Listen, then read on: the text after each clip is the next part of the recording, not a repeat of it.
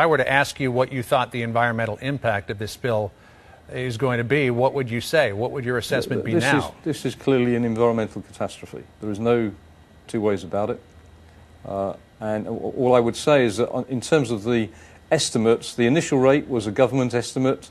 These rates are a government estimate. But you're upping your assessment now to environmental catastrophe.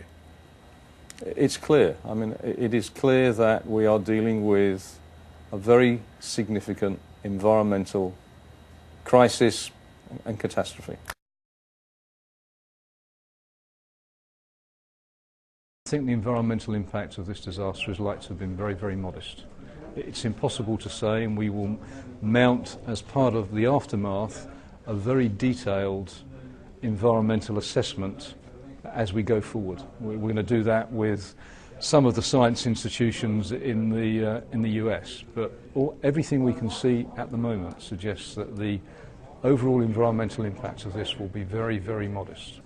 The reality is that the extent of the cooperation that is taking place between ourselves and all of the federal agencies, I think will be seen as a textbook example of how to do an emergency response. But according to the Occupational Safety and Health Administration, their statistics show that BP has hit hundreds of safety violations in the past 3 years at its refineries. OSHA is proposing $87 million in fines against BP. That's a record. And the Deputy Assistant Secretary of Labor for OSHA, Jordan Barab, says that BP has a, quote, systemic safety problem. All I can say is since I've been in this job for 3 years, I have focused remorselessly on safe and reliable operations. We've made significant organisational changes, changes to our processes, changes to people, and changes to our culture. And of course, you can never do enough.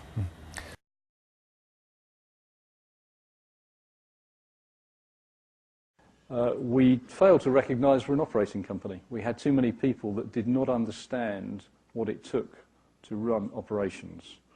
We had too many shallow generalists, people who knew a lot about not very much, but not a lot about specific areas.